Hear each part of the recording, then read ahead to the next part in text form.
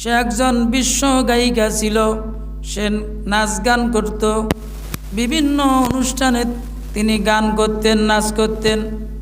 তিনি কোরআন তেলাওয়াত শুনে কোরআন তেলাওয়াতের ভালোবাসায় মুসলমান হয়ে গেল। জোরে বলুন সুবহানাল্লাহ। এই কোরআনুল কারীম নাজিল হয়েছে আমাদের নবীজি এখানে যদি বসে তার ওহি মাখা কোরআন তেলাওয়াত, মধুর কণ্ঠে কোরআন তেলাওয়াত যদি আমরা শুনতাম, আমার নবীজি যার উপরে কোরআন নাজিল হয়েছে উনি যদি আমাদের সামনে কোরআন তেলাওয়াত করতেন, কতই না মধুর লাগতো। আমরা বিমোর হয়ে যেতাম, আহা কি মধুর তেলাওয়াত। যার তেলাওয়াত শুনে কাফের বেঈমান মুশরিকেরা পর্যন্ত রাত্রি জেগে জেগে আমাদের নবীজির কণ্ঠে কোরআন তেলাওয়াত শুনেছিল। বলুন সুবহানাল্লাহ। আবু জেহেল, আবু সুফিয়ান, উতবা, সাইবা, এরা চারজন কাফের, টাটকা কাফের। এরা তখন মুসলমান হয় নাই। পরবর্তী সময় কিন্তু মুসলমান হয়েছিল দুইজন, আর দুইজন কাফেরই ছিল। আবু সুফিয়ান গভীর রজনীতে আমার নবীজির ঘরের করে গিয়ে পবিত্র কোরআনুল কারীমের তেলাওয়াত শুনেছিল। আবু জেহেল আমার নবীজির অন্য কোনায় গিয়ে ও কোরআন শরীফ শুনেছে। আরেক কোনার মধ্যে আবার ওই উতবা গিয়ে কোরআন তেলাওয়াত শুনতেছিল। আরেক কোনা গিয়ে সাহেবা কোরআন শরীফ শুনতেছিল। বলুন সুবহানাল্লাহ। যে কাফেরেরা কোরআনুল কারীম তেলাওয়াত বন্ধ করার জন্য হট্টগোল গন্ডগোল করেছিল, ওরাও সকলের অগোচরে আমার প্রিয় নবীজির কণ্ঠে কোরআন তেলাওয়াত শুনেছিল। আহা কত মজা। একদিন কোরআন তেলাওয়াত শুনে আবু সুফিয়ান, রাত শেষ হয়ে গিয়েছে, ফজর হলো। ফজরের সময় আবু সুফিয়ান রওনা দিয়েছে, বাড়ি যাবে। এমন সময় আবু জেহেল বাড়ি যাওয়ার জন্য রওনা দিয়েছে। পথিমধ্যে আবু জেহেলের সঙ্গে আবু সুফিয়ানের দেখা। আবু জেহেল ডাক দিয়ে বলে, আবু সুফিয়ান ডাক দিয়ে বলে, আবু জেহেল, ও আবু জেহেল, সত্য করে বলো তুমি কই গেছিলাম? আবু জেহেল ডাক দিয়ে বলে, নেতা গো আবু সুফিয়ান, তুমি কোথায় গেছিলা সেটা আগে বলো। পাশে দেখে উতবা, সাহেবা কোরআনুল কারীম শুনে ওরা ধাক্কা লেগেছে। উতবার সঙ্গে সাহেবার দেখা হয়েছে। ওরা তখন সবাই মিলে বদ পড়ল, আজকে আমরা তো কোরআন শরীফ শুনেছি, ভুল করেছি। আমরা সবাই লাত মানত উজ্জার হাতে হাত রেখে তওবা করে আমরা চলে যাব, আর কোনো দিন কোরআন শুনতে আসবো না। পরের দিন রাত্রিবেলা গভীর রজনী যখন হলো, আমার নবীজি কোরআন তেলাওয়াতে বসে গেলেন। আর এইদিকে আবু সুফিয়ান চিন্তা করতেছে, আমি তো আবু জেহেল, উতবা, সাহেবা এদেরকে বদ পড়ায় দিয়েছি, এরা তো কোরআনুল কারীম শুনতে যাবে না। আজকে আমি মজা করে একাই গিয়ে কোরআন শরীফ শুনব। সুবহানাল্লাহ বলেন। আবু জেহেল চিন্তা করতেছে, আমাদের নেতা হচ্ছে আবু সুফিয়ান, উনি তো নিজ হাতে বদ পড়ায় দিয়েছে, উনি তো কোরআন শুনতে যাবে না। আজকে আমি মজা করে কোরআন শরীফ শুনব। উতবা সাহেবার একই পরিস্থিতি। পরের দিন আবার চারজনেই কোরআনুল কারীম শুনেছে। নবীর মায়াবী কণ্ঠে কোরআন শরীফ শুনেছে। রাত্রি যখন শেষ হয়ে গিয়েছে, আবার যখন ওরা বাড়ির দিকে রওনা দিয়েছে, পথিমধ্যে আবু জেহেলের সঙ্গে আবু সুফিয়ানের দেখা। উতবা সাহেবার সঙ্গে দেখা হয়ে গেল। ওরা তখন বলল একে অপরকে, আমরা জানি 4 জনে কোরআনুল কারীম শুনেছি, কিন্তু আমরা কোরআন নিষিদ্ধ করার কমিটি। ওরা কোরআন নিষিদ্ধ করার কমিটি, কিন্তু ওরাই আবার কোরআন শরীফ শুনেছে। আহা, কত মধুর লাগলে কাফেরেরা পর্যন্ত কোরআনুল কারীম শোনে। সুবহানাল্লাহ।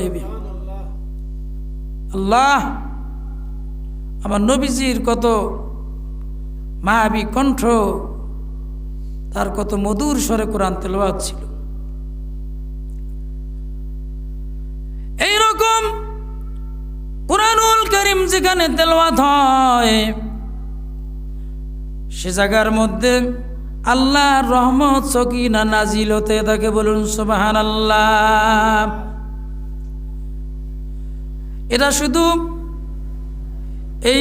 11 শরীফ মাহফিল নয়, এই জায়গার মধ্যে শুরু করে সপ্ত আসমান পর্যন্ত আল্লাহ রব্বুল আলামিন কিছু বিডিআর সেট করে রেখেছেন। সেটা কি দুনিয়ার বিডিআর নাকি? এরা হচ্ছে ফেরেশতা। ফেরেশতারা আমাদেরকে বেষ্টন করে ঘিরে ঘিরে রহমতের গান গাইতেছে। জোরে বলুন সুবহানাল্লাহ। টনি ব্লেয়ারের শালিকা জন মেরি কোরআনুল কারীম শুনে মুসলমান হয়ে গেল। সে যখন গানের রেকর্ডিংয়ের মধ্যে গেল, গানের রেকর্ডিং করার জন্য কানের মধ্যে ইয়ারফোন লাগিয়ে দিল। এমন সময় সে এখনো গান শুরু করে নাই, কিন্তু মেশিন অন করেছে। এমন সময় ওখান থেকে আওয়াজ আসতেছে তার ইয়ারফোনের মধ্যে, পবিত্র কোরআনুল কারীম। আর রহমান আল্লামাল কুরআন খলাকাল ইনসান আল্লামাহুল বায়ান। মধুর কণ্ঠে ওই জন্মের হেডফোনের মধ্যে কোরআন তেলাওয়াতের আওয়াজ তিনি শুনতে পেল। তিনি আরো ভালো করে হেডফোন লাগায় দিলেন, মধুর কণ্ঠে কোরআন তেলাওয়াত শুনতেছেন। যারা গান রেকর্ডিং করবে, বাজনা দিবে, বাঁশি বাজাবে, ওরা রেকর্ড যারা করবে তারা বলতেছে আপনি গান শুরু করেন, কিন্তু জন্মেরই কোরআন তেলাওয়াতে মগ্ন হয়ে গিয়েছে। জোরে বলুন সুবহানাল্লাহ। জন্মেরই গানের রেকর্ডিং অফিস থেকে বের হয়ে মাইক্রোর মধ্যে উঠলেন। সেখানেও তেনার কানের মধ্যে হেডফোনের মধ্যে কোথা থেকে যেন কোরআন তেলাওয়াতের আওয়াজ আসতেছে, মধুর কণ্ঠে আওয়াজ। সে শুনতে শুনতে এমন বিমুগ্ধ হয়ে গেল, সে সিদ্ধান্ত নিল আমি এত বড় গায়িকা, আমার কণ্ঠের ঝংকারে কত যুবকেরা নাচানাচি করে, কত মানুষ পাগল মাতোয়ারা হয়ে যায়, কিন্তু আমি কোরআন তেলাওয়াতের মতো মধুর কণ্ঠ আজ পর্যন্ত কোথাও শুনতে পাই নাই। জোরে জোরে বলুন সুবহানাল্লাহ। জন্মেরই সঙ্গে সঙ্গে তেনার মাইকরের ভিতরে বসে সিদ্ধান্ত নিলেন যে কোরআন তেলাওয়াত এত মধুর, যে কোরআন তেলাওয়াত এত মজা, সেই কোরআন তেলাওয়াত যারা মানে, যারা মুসলমান, যারা কোরআন তেলাওয়াত, যারা সবসময় যারা কোরআন তেলাওয়াত করে, তারা কত জানি মধুর তেলাওয়াত করে, কত জানি মজা পায়।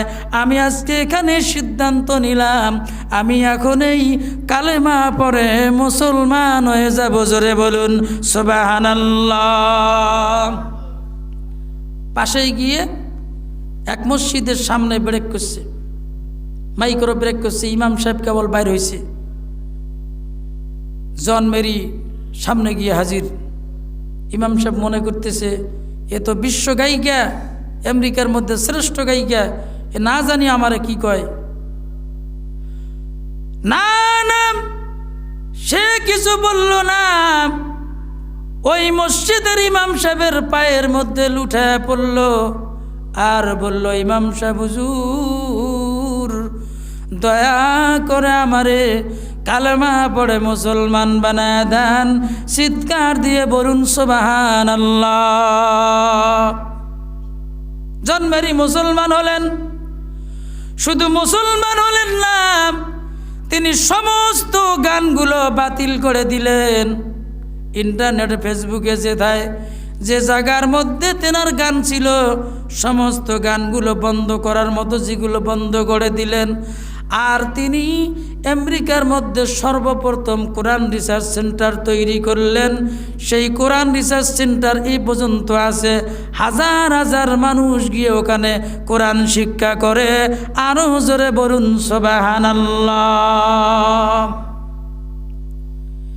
আমি এই আলোচনাটা কেন নিয়ে আসলাম? আমরা তো এক খানকা শরীফে, এক পাক দরবার শরীফে বসে আছি। আমরা কোরআনের তালিম শুনি, জিকির আজগারের তালিম শুনি। আমরা পীর ও মুর্শিদকে ভালোবাসি, বাসি কি বাসি না? আমরা তরিকাকে ভালোবাসি, বাসি কি বাসি না? কাদরিয়া দরবার শরীফ আমরা ভালোবাসি কি বাসি না? এই ভালোবাসার পাশাপাশি এখানে একটা কোরআনুল কারিমের মাদ্রাসা আছে কি নাই? আমরা কিন্তু মুসলমান বটেই, এজন্য কবি বলেছেন, দুঃখ করে কবি বলেছেন, সামনেতে মোরা এগিয়েছি যত, পিছনে পড়েছি তত, সংখ্যায় শুধু বেড়ে চলেছি গরু ছাগলের মতো। চলে বলেন ঠিক না? সামনেতে মোরা এগিয়েছি যত, পিছনে পড়েছি তত, সংখ্যায় শুধু বেড়ে চলেছি গরু ছাগলের মতো।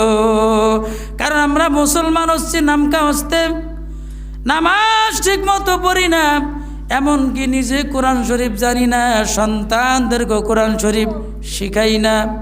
এই পাশে একটা প্রতিষ্ঠান, প্রায় 1 বছর হয়ে গেল এই প্রতিষ্ঠানে, এখানে পাশে আশেপাশে শত শত ছেলে মেয়ে আছে, অনেকেই কোরআন শরীফ জানে না, কিন্তু মুসলমান হয়েও আমার সন্তানকে কোরআনুল কারিম শিক্ষা দেওয়ার চিন্তা নাই। তার মানে গরু ছাগলের মতো শুধু সংখ্যায় আমরা বেড়ে চলেছি, শিক্ষা দীক্ষার দিকে আমরা নাই। কোরআন শিখাইতে হবে। সন্তান যদি বাবা মার কারণে কোরআন না শিখে জাহান্নামী হয়, হাসরের ময়দানে ওই সন্তান আল্লাহর কাছে মামলা করবে, আল্লাহ আমি তো ছোটবেলায় জন্মেছি, কিছু বুঝি নাই, আমার বাবা মা তো সব কিছু বুঝতো, কিন্তু আমার বাবা মা আগ্রহ করে আমাকে কোরআন শিখায় নাই, দিন শিখায় নাই, নামাজ শিক্ষা দেয় নাই, ভালো ভালো কাজ করায় নাই। আমি আজকে যখন জাহান্নামী হয়েছি, ওই বাবা মাকে সাথে নিয়ে জাহান্নামে যাব। যারা বলুন নাউযুবিল্লাহি মিন যালিক। এজন্য মায়েরা, আপনারা যারা মাইকের আওয়াজ শুনতেছেন, মেয়ে হোক ছেলে হোক, দিনই শিক্ষা দেওয়া ফরজ। দিনই শিক্ষা দেওয়া কি ফরজ? কোরআন শিখাইতে হবে, নামাজ শিখাইতে হবে। এগুলো না শিখাইলে হাসরের ময়দানে বাবা মাকে জবাবদিহি করতে হবে। কোরআনুল কারীম এত মজার, এজন্য বুঝাইতেছিলাম। আল্লাহ রাব্বুল আলামিন তারপরে বলেছেন হুদাল্লিল মুত্তাকিন। এই কোরআনুল কারীম নাজিল হয়েছে মুত্তাকিনদের হেদায়েতের জন্য। মুত্তাকিনদের হেদায়েতের জন্য এই কোরআনুল কারীম নাজিল হয়েছে। তো এই কোরআনুল কারীম যদি আমার সন্তানকে না শিখাই, নতুন প্রজন্ম আমরা তো চলে যাব। ওরা যখন বড় হবে, ওরা কি বলবে, কি শিখবে, কি করবে, দিনের কি কাজ করবে?